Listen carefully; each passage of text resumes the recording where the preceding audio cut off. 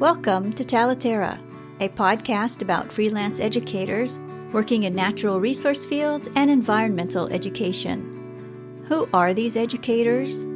What do they do? Join me, and let's find out together. This is your host, Tania Marien.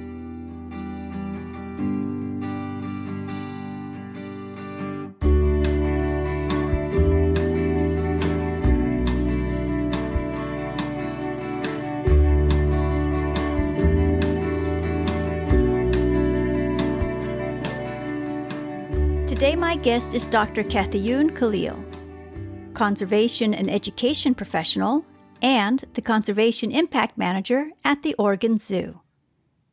Dr. Khalil is also the co-author of the book Practical Evaluation for Conservation Education, Assessing Impacts and Enhancing Effectiveness.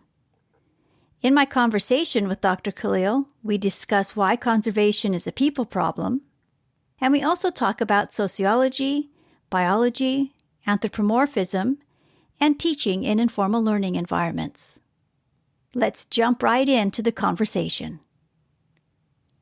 Thank you so much for joining me today to talk about empathy and environmental education. Can I ask you to introduce yourself, please, to listeners? Yeah, I'm Dr. Kathayoon Khalil. I'm the Conservation Impact Manager at the Oregon Zoo in Portland, Oregon.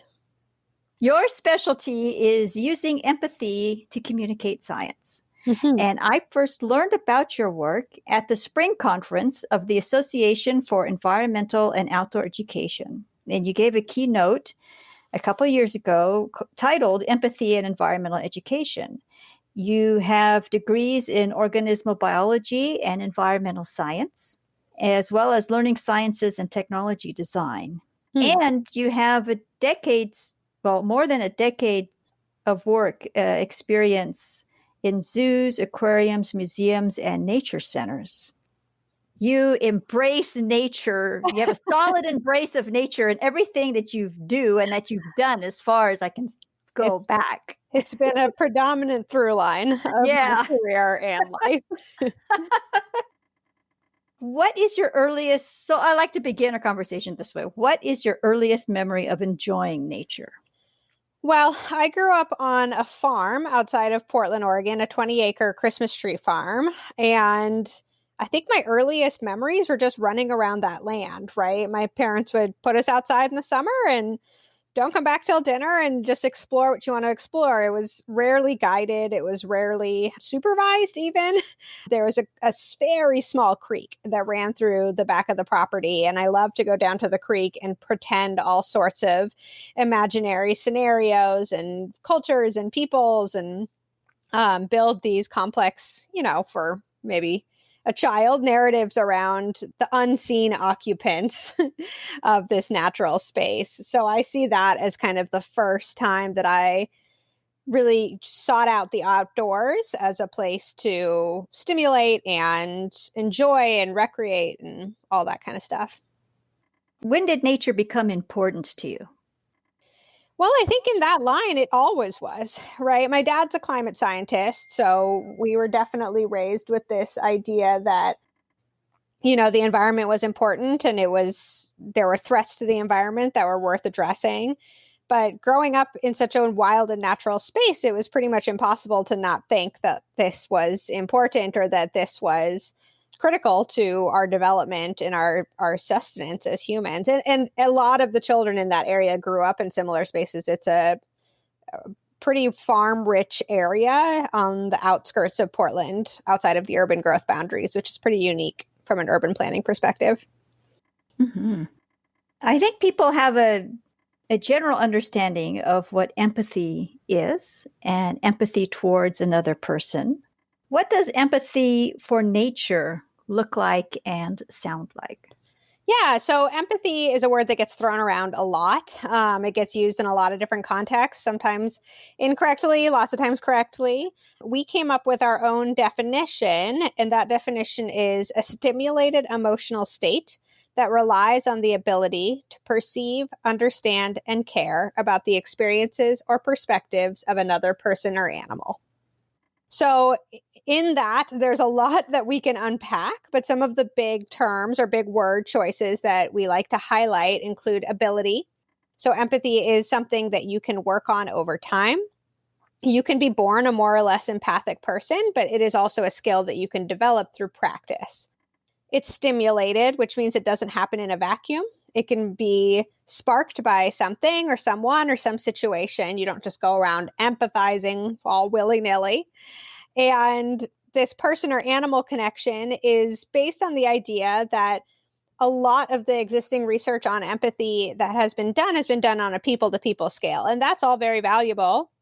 But there is research that has also demonstrated that empathy towards animals occurs along the same neural pathways as empathy for humans, which is very exciting because that means if we are developing empathy for animals, those same abilities can be used later to feel empathy for other human beings. It's not different, and one doesn't necessarily need to precede the other. In an interview, you stated that conservation is a people problem, not an animal problem. Can you elaborate on this? Yeah, I think that is a really important thing for us as conservationists to understand, that animal ecosystems without the presence of humans would do probably quite well. But with the increased competition that has been waged by having such a, I don't want to say invasive species, but such a dominating species in a lot of landscapes, conservation really becomes about what people are doing and people's behaviors and people's livelihoods and lives. And just like we say that conservation is a people problem, that can be flipped on its head to say that conservation is also a people-based solutions field. So that is to say that people hold the solutions to a lot of the big conservation problems. So if you want to reframe it, yes, like we are the instigator of a lot of the threats that animals face. However, we are also the ones who house the innovative solutions that can be used to live in coexistence with animals and the rest of the natural world. I say that also because conservation historically has been very much a natural sciences field. When I was coming into the conservation world, I thought I had to do so as a biologist or an animal behaviorist and something like that. And those are great, important fields that give us a lot of good information about the natural world. However, the social sciences have a lot of the potential solutions and answers and explanations, the hows and the whys, that we might want to include. We definitely want to include when thinking about holistic conservation approaches. So in saying that conservation is a people problem, for me, that's really a leverage point to say that the social sciences are extremely critical. And it's redundant, but they're so, so important to the sustainability of a lot of our conservation work and need to be included and honored for their import. How do you, as a social scientist, work with the biologists or traditionally trained biologists? Do you reach out to them? Do they reach out to you? Or who is the liaison between those two fields? A little bit from column A, a little bit from column B. It really depends. So I think a lot of biologists are now seeing that for grant funding and for projects, they need social scientists to help with some of that work. And so we may enter into that way. We also are just making our presence known more throughout the field, especially in zoos and aquariums, which is kind of the world that I live in, and just making sure that people know what we're capable of, what we have expertise in, because there's also a lot of like, oh, well, I need a survey. Okay, well, I can do that. But that's not really fair, right? Like survey design is an art and interviewing is a skill that you hone over time. So truly including the social sciences means including the people who are trained and have expertise in these areas, not just doing it yourself. And so we're trying to make ourselves known as partners, as collaborators, as equal members in this inquiry process so that we can develop these holistic conservation projects that really look at multiple dimensions of a conservation issue. You mentioned also in a different presentation that in your field, there's discussion about when it is appropriate to talk about empathy and when it is not appropriate to talk about empathy or to use empathy as a way to encourage understanding of the natural world? What are some examples where you would draw on empathy, and in what situations would you not draw on empathy, and what would you do instead? Yeah, so it's really important to make this distinction, because when we joke that when you have an empathy hammer, everything looks like an empathy nail, and you go around trying to insert empathy in every single program and project, but it's just one in a suite of outcomes. It is a tool in your toolkit. At times, it may not be the right tool, just like any other tool may not be the right tool. I think a lot about the way we interpret and talk about predators and prey relationships, right? That it's very hard to simultaneously hold empathy for a predator and for prey. You're watching a nature show and they have to make a conscious decision about who they're asking you to root for, right? Who are they asking you to take the perspective of? Is it the starving lion that's going for the antelope that absolutely needs to make this kill or else it may not survive? Or is it the antelope that has a baby that wants to raise, so you have to make these decisions about what is the target of your empathy? Where is the direction in which you want people to focus that empathic energy? And that's really important. We think about that a lot in animal decisions and animal care issues, right? That there's empathy, and that can be a wonderful way of trying to understand the animal's experience and how we can provide a better life for them. But in some situations, we may need to peel that empathy back to make a decision that's best for the entire community. And so it cannot be stated enough that once you learn empathy, it is a wonderful tool for activating certain behaviors, for getting people connected to animals, but it's not by any means the only way. It is one of many and can be a promising pathway to things like behavior change if that is what you are intending to do. How much does anthropomorphism get in the way of empathy and just any other tool that you have? Yeah, so it's funny the way you frame that question, because already it makes anthropomorphism seem like a barrier, right? But anthropomorphism is a very useful tool under certain circumstances for connecting with the natural world, particularly with young children, because the way their brains have developed, part of that development includes seeing others as anthropomorphic peers and helping that understanding to start to distinguish what is a human, what is an animal. If I hit someone, it feels like this. It feels like this when they hit me. Like all of that complexity of existence is based on making buckets and fitting things into buckets the way we process them. However, anthropomorphism does get into dangerous territory in certain circumstances. So when people lack knowledge about an animal, say, they fill in the gaps in their understanding with their own experience. So the example we often give is, if you have an octopus at an aquarium, octopus are solitary animals that like to live in the dark. And a lot of their exhibits in aquariums reflect that, right? They're not huge, although by octopus standards, they may be palatial. And they often include only one animal. And so people come up to that and they say, oh, that octopus looks so sad. If I were all by myself, I would be sad. He's got this dark den. If I were in a dark den, I would be really depressed. They don't understand or know all of these things about octopus biology that make this the ideal habitat for that animal. Instead, they overlay their own feelings on top of it. And then that gives them what we call unenlightened anthropomorphism, which is the dangerous territory that we want to kind of weave people away from. So we often say that with anthropomorphism, again, it's another tool. Think about how to use it in a way that gets people to understand an animal's experience. We say that when you have an animal that is very different from humans, like a barnacle or a sea star, you can lean more heavily on the anthropomorphism because you're trying to get people to understand that this individual is an animal in the first place, not a rock or a flower. Especially also with aversive animals like snakes and spiders. A little bit of anthropomorphism goes a long way to helping people to feel empathy for those creatures.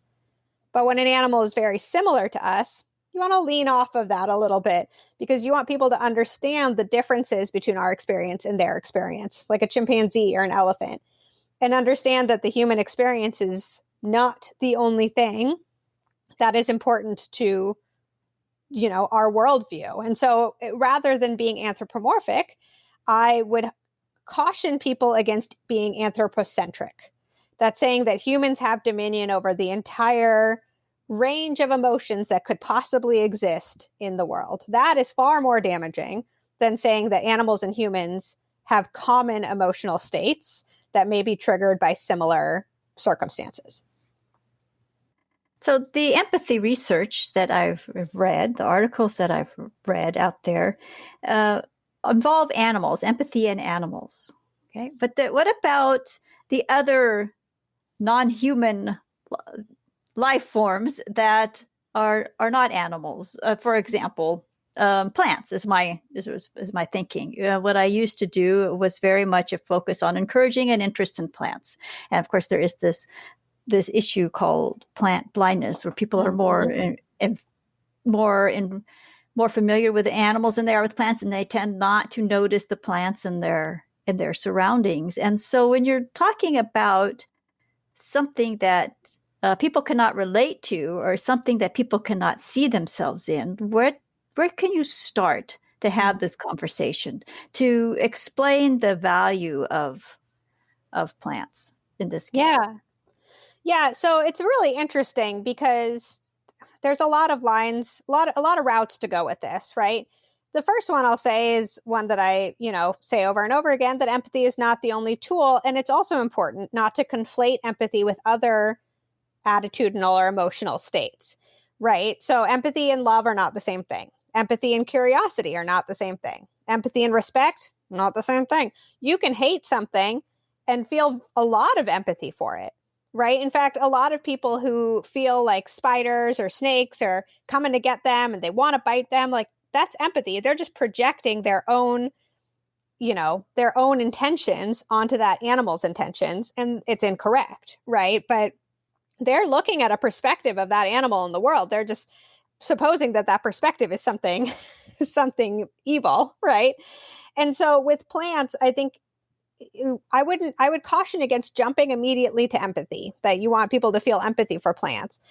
We want maybe to start with awareness, right? And one of the ways that I have loved doing that in my own teaching is by asking people to just sit and have close observation of a singular plant for an extended period of time, right? Maybe it's 20 minutes, maybe it's 25 minutes. And the first 5 minutes are kind of torturous because you're like, why am I doing this? This is crazy.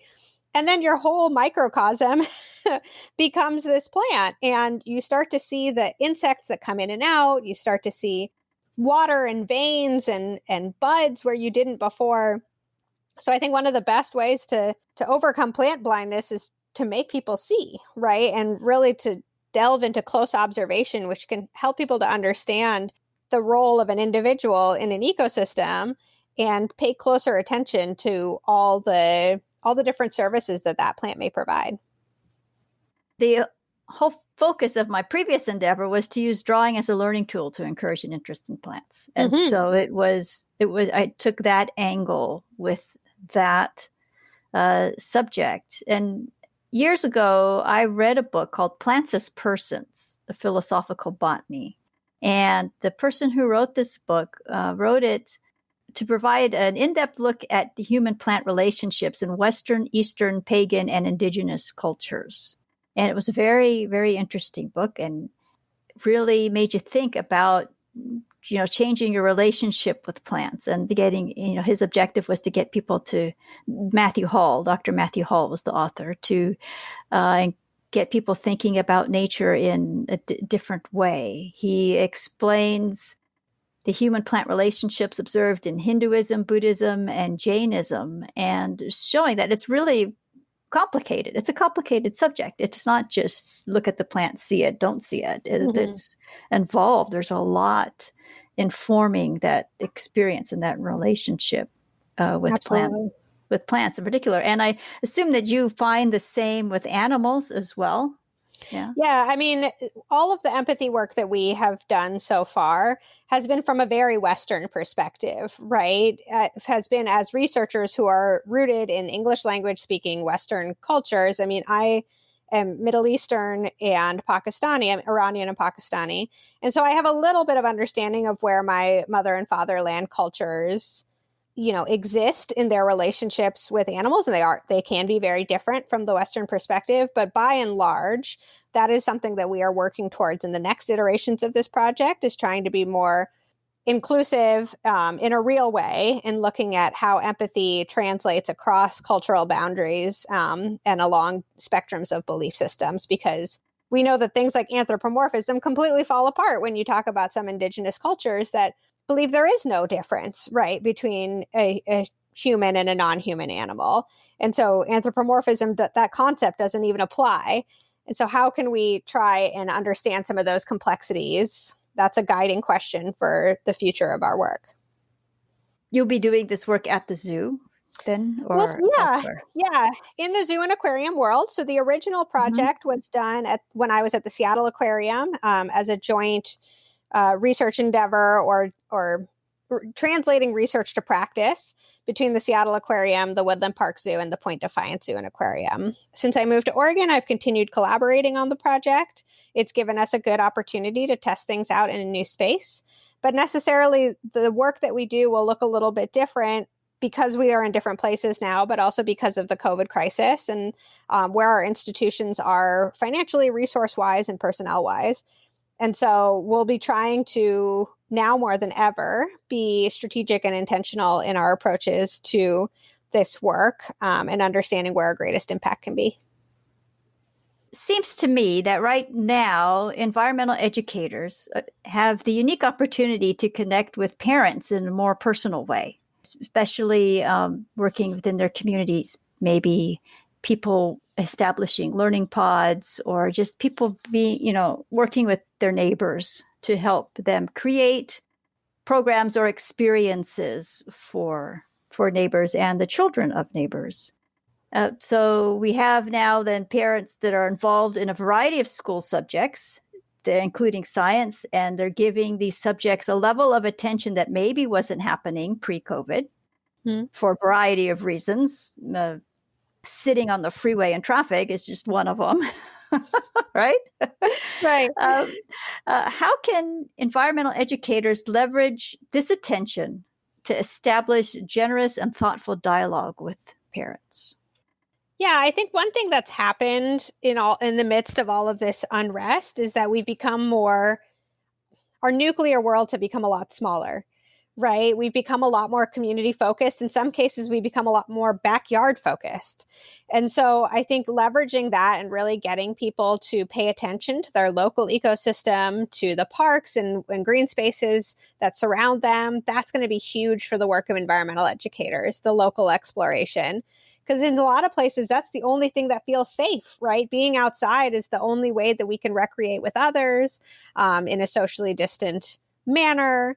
But even more than that, it's opening up a new world of stimulation beyond the four walls of our houses, right? And so I think this is a unique opportunity for those of us who have worked in, local community conservation to really step up and say, okay, I can help with this. Like, put me in, coach. This is my jam. And connect to our local communities and connect our communities to the ecosystems that we've been so fond of for so long. In your experience, what resonates with the people you interact with at the zoos and the museums and the nature centers and all the places where you've worked with the public? What turns lights on for them, or what makes them pause and begin to think about nature and the environment in a different way? I think for me, the thing that keeps me working at zoos and aquariums and that keeps me so excited about that space is just the live animal experience is so difficult to replicate in the virtual world. There is something about, and we talk about this in our empathy work, that there is something about a rich experience where an animal is doing something in front of you that makes you feel like this is the only time that's happened today, this hour, maybe ever, right? And you're seeing something truly special. And that it's not curated. It's not doing it for your entertainment, right? Like, it is something that is happening because the animal is taking agency to make it happen. So the live animal experience is so critical to our formation of empathy and our just connection to the natural world. And that's where I really like thinking about how we can do more and do better to use that live animal experience to really deepen that connection between people and animals. One tactic that I like particularly is treating animals as individuals. We often say that when you give someone a name, you give someone a narrative. So it can be any tiger in the world, or it can be Bernadette, the tiger who lives with her sister Eloise at the Oregon Zoo. Right. And all of a sudden, Bernadette is an individual. Like Bernadette has likes and dislikes and places she likes to sit and games she likes to play and a mother and a father and all of these things that help us to feel like that animal is unique. And so individuality is such an important way that we latch on to things with our human brain, that using that to connect people to animals can be so powerful. Even small animals, right? Like you can try it out with a spider in your house. Like you could look at that spider and dissociate from it and try to ruin it. Or you could look at that spider and introduce yourself and say, I know it sounds a little silly, but it's an interesting exercise to say, this is no longer just a spider. This is Francine, the spider that lives in my house, and see if that shifts anything in your brain about how you feel towards that individual. There's also an interesting choice between male and female or non-binary pronouns and what we choose to ascribe to animals that don't. So all of that can be taken into account and used to help create closer connections between people and animals. That's very good. That's a very good point. I used to, when I was in college, in the community college, I used to take care of the zoology lab and take the animals out to the classrooms and do classroom visits. And the kids always asked, what their names were, mm-hmm. and that was always like the start of a conversation. And so, yeah, no, that's a very good point. I don't know. Yeah, I was wondering if that would work with plants. What do you think? I don't know. I guess it could. It could. And some people do name their plants. Some people name their cars, right? Yeah. And it gives them that closer sense of connection. My car. Yeah. Yes. We care about names in our culture, right? If I introduce myself and you decide like, you don't look like a Kathayoon, you look like a Stacy. Like that's a weird and like offensive thing to do to someone. We want to get people's names right. People's names matter. They're important. And so when we say that an animal doesn't have a name, what are we effectively saying about that animal's worth and value to us? Is that mm-hmm. worth it? A lot of people say, well, I don't want to name this animal. It's a scientific blah, blah, blah. But it's like, okay, is it really worth shutting down the emotional connection just so people understand that this animal is not your pet? Or are there other ways that you can demonstrate respect for this animal and allow the animal to have individuality and a place where people can land and connect with the animal on a narrative level? So a lot of the people listening to this podcast work in informal learning environments and in communities, work in communities. So these are independent educators. They don't necessarily have a nature center, a museum, a zoo, an aquarium, or anything like that to go to. They work out at all sorts of different community venues. Their engagement with the public is it's brief, just like in any other free choice learning environment. It's brief, but it's maybe even more brief, I'll dare to say, that because they don't have this facility that can keep people engaged or in place longer. What tools can they use to engage with people who come visit their booths and their tables, to engage with whatever it is that they're doing? What might they consider doing to prolong a conversation? Yeah. So I think when we have these short dosage interactions, it's really important to keep our messages simple, keep them direct, and understand what we're trying to communicate. It can be so tempting when you have a mic, right, to say every single thing that feel, and want people to do. But that is going to be overwhelming. It's going to leave them with no takeaways, and nothing's going to echo in their minds after they leave you, right? So I think this is really important when we think about evaluation, is thinking about your outcomes and what you want people to know, feel, and do after any interaction, be it 30 seconds or a whole summer, right? And matching your outcomes realistically to the dosage that you have, to the exposure that you have to someone. And so if you want to make the most of that time, honing in on one specific message and maybe what people can do to learn more, resources that they can use to delve deeper. Don't expect that they're going to, but sometimes having the resources, you hear it enough, eventually there's a tipping point, right? And so that's the other part of it, is trying to work together as much as possible, trying to overlay and find out who are the people who are giving the same message and how can we amplify and echo each other so that one of us can serve as the tipping point for for that person's understanding or for their intention, moving their intention to actual action. So here I have this question that always is floating around my head ever since this whole COVID thing started, and in everybody's head as well. But how to be as meaningful as possible? I mean, create as meaningful connection as possible at a distance, at 6 feet or more, and through Zoom and all that. Whereas at some point, or by now, I'm thinking that we are just absolutely maxed out on we don't have any more bandwidth for learning something online, right? Or at least looking through a screen. And schools are starting to open up. Of course, there's these learning pods. What can be achieved at a distance of 6 feet or more, realistically, do you think?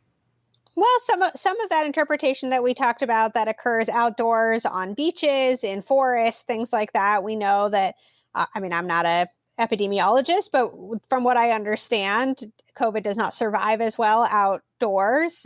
There's a lot more dispersion that can occur. And so guiding people into those experiences can be really powerful, especially for families that may not feel comfortable taking their kids out into nature by themselves, offering opportunities to be that guide, to be that kind of that link for folks between the inside world and the outside world can be a really powerful place. Also, it's important to remember that this isn't going to last forever, that this may be a wonderful time for us to sit down and think and regroup and figure out how we want to approach the new reality when it comes, because this is a temporary state that we're in right now. And as environmental educators, I feel like we often are moving at a million miles per minute, trying to make sure that we do as many programs as possible and we get the funding and we get, getting people outside, et cetera, et cetera. But maybe this is our opportunity to slow down, take a step back, and make sure that our approaches are still what we want them to be, and start to think about changing things that are just being done because that's the way it's always been, right? That's the death of every great idea is, but we've always done it this way. And so where can we challenge ourselves during this time to think about how we can come out stronger on the other side and be even more impactful? Because people will be craving these real life experiences. So what can we offer them on the other side instead of right now that can really maximize our impact? So if we reframe this pause as a gift, what in your work might you do differently? Well, we've been thinking a lot about inclusivity and about our diversity and equity initiatives, and trying to understand how we can make bigger strides in the directions that we want to go, thinking about how we can create programs that dismantle some of the racist systems that conservation was built on. And so that's been a big thing for us at the zoo, is really considering the part that we play in those systems, the part that conservation plays, and all the needs of the various audiences that we have in helping to break those systems down and create more equitable approaches to conservation in the future. We're not able to fly around the world right now. We're not able to go to conferences, in person, any of that. So we're really sitting down and working with the people we have here in Portland and thinking about the folks that are coming through our facility even in a limited capacity, and trying to understand what are the core priorities, the core responsibilities that we have as a visitor serving community-based institution to do work that furthers all people's involvement in conservation. What do you think might change at the zoo then? The signage, the language, the text on the signage, or what exactly? Sure. Yeah. The signage, the text, the presence or absence of signs. Maybe signs don't serve us anymore in a lot of areas. I think a big thing that'll change, or that we need to think about, are the stories that we tell. Often we tell stories of animals that are very disconnected from any stories of humans. Not everywhere, of course. Some institutions do this very well, but we tell stories about animals as though they live in this Edenic wild, or on the other hand, as though they live in this completely ravaged place. But we don't think a lot about the people who live alongside these animals in rangelands, what their perspectives might be, what their cultures may look like. I think a lot bringing that into our work will be more important, but also thinking about, we talk about a One Health approach to conservation that really demonstrates how we all are interconnected. And we're seeing this now in this pandemic, right? That there is evidence to suggest that all of this is starting because of some pretty troubling relationships that we have with wildlife that have led to wildlife trade and trafficking. And if that is true, then those issues are no longer 3,000, 4,000, 5,000 miles away. They're right here in your house. And so how do we get people to understand? How do we get people to really connect, not just with the animal, but with the whole picture, the whole interconnectedness of people and ecosystems and animals and cultures, and recognize their part in that web and how important it is to approach a relationship with nature in a new way.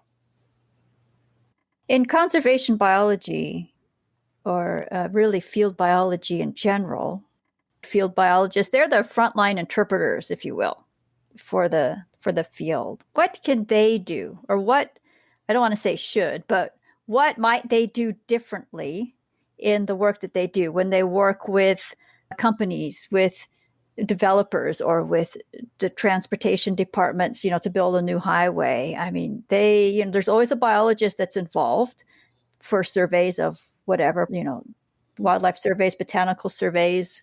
How might they change what is become the same old mm-hmm. process? I think it's important to look at who has the mic, right? Like who is doing all of the talking.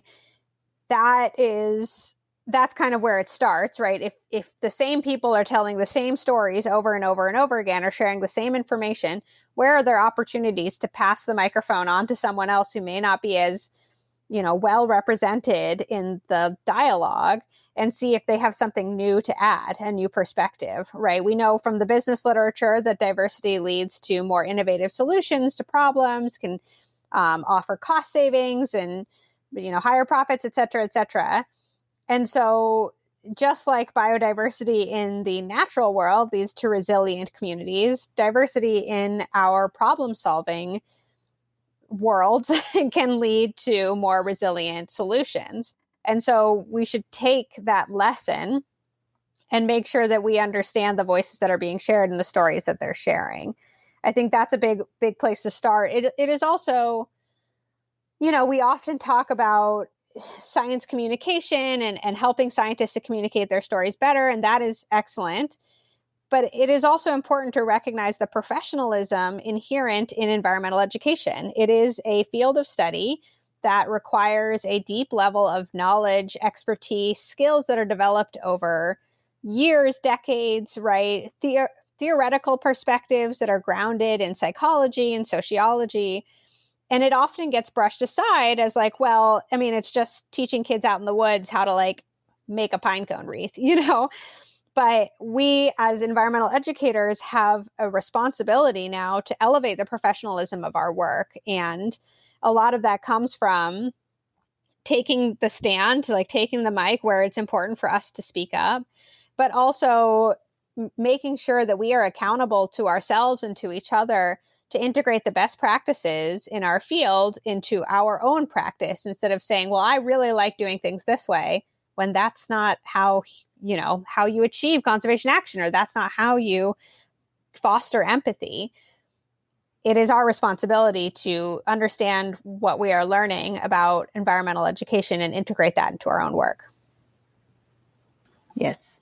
And the field is diverse in that, people work in it in so many different ways. My attention goes to the people who work independently, who started something on their own, saw something that needed to be fixed, and they work in their communities in all sorts of different ways outside of the traditional venues.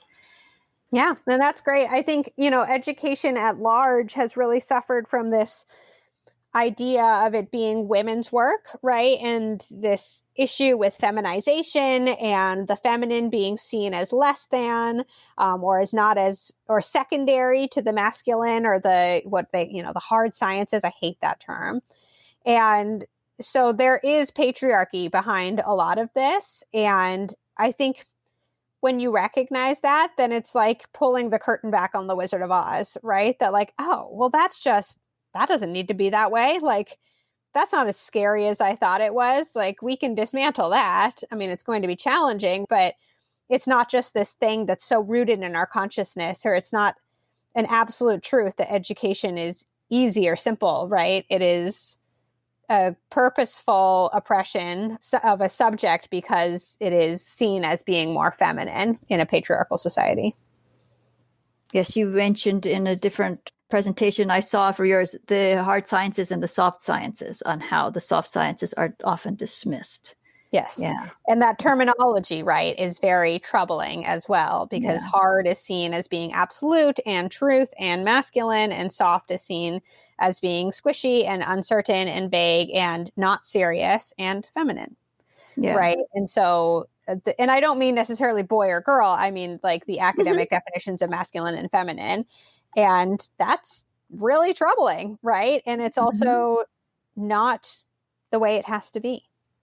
Yeah, because in my project, I have the initial survey. When I started this project, I have 43 people took the survey, and they provided really thoughtful long-form answers, which gives me lots to talk about, lots of talking points. Okay, but to some people, 43 is not a sample size. For me, it's huge because they provided such deep responses and more than I could have hoped for. And so I'm always partly live on the defense, waiting for that pushback. It's like, qualitative scientists are always on the defensive. I mean, my entire dissertation sample was 40 people, but it was hours long interviews and surveys coupled together, and deep analysis and coding for themes. And so, yeah, we get really attached to these ideas of big data and the quant being the thing that has all the answers, but quantitative has some answers and qualitative has some answers. And the best research is really mixed. The best research has both, so that we understand not only the who's, the what's, the where's, but also the how's and the why's. What do you feel is not understood about conservation efforts? A couple things. I think one thing that has plagued us for a long time in environmental education is this idea that the more we tell people, the more information we give people, the more likely they'll be to care and then to act. That idea that like, well, if I just tell them every cool thing that I know about this animal, how could they not think this animal's the coolest thing in the world and want to save it? That's just not the way behavior works, right? And I beat this drum over and over again, as many of my colleagues do, that knowledge, attitude, and behavior are not linearly related. And that if you actually want to achieve behavior change, it's a lot more complicated than just telling people all the cool facts about an animal. And so that's a big one that I keep seeing over and over, people using knowledge and then hoping for behavior instead of actually targeting the behavior that they want to see changed.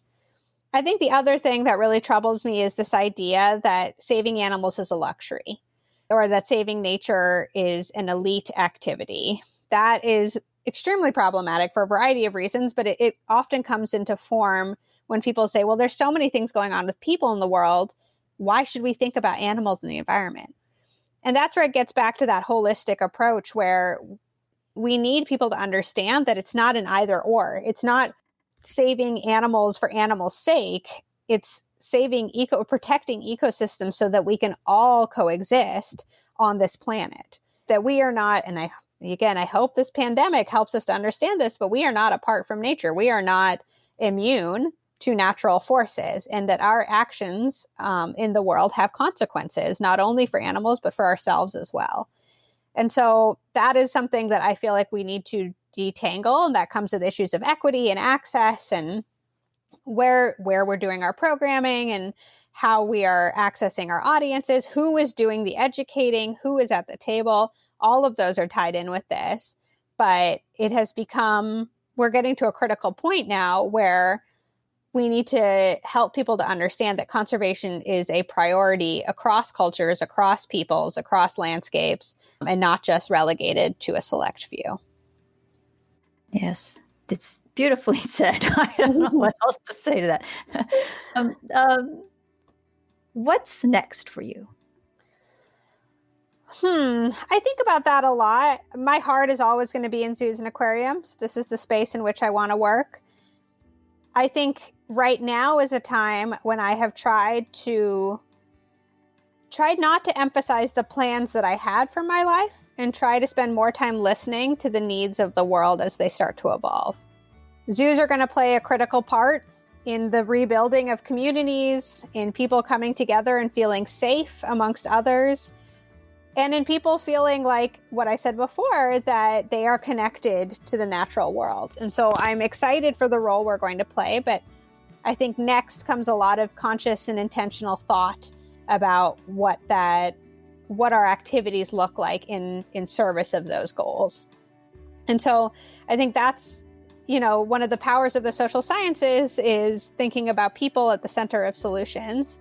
And I plan with my fellow social science colleagues and also our non-social science colleagues to really flex those muscles and think about how we can come together and collaborate, not as one institution and another institution, but as groups of people working towards a common goal who all have a passion for saving animals. So some of that may look like empathy, some of that may look like equity work, some of that may look like something that I don't even know yet. But I think the themes of collaboration and inquiry and listening will be pervasive throughout, no matter what form they end up taking. Thank you, Kathayoon. Thank you for your leadership and for the research that you've done and for your time today and for introducing listeners to your work. I so appreciate it, and I'm just absolutely thrilled to have this opportunity to learn from you again, to spend more time with you. So thank you so much. Well, thanks for the opportunity. It was really wonderful to chat and a great chance to have some of these big conversations.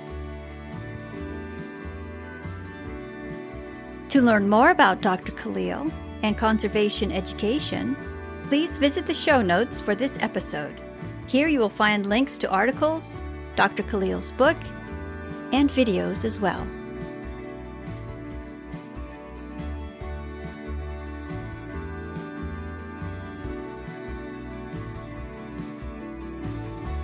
Talaterra is a podcast for and about independent educators working in natural resource fields and environmental education.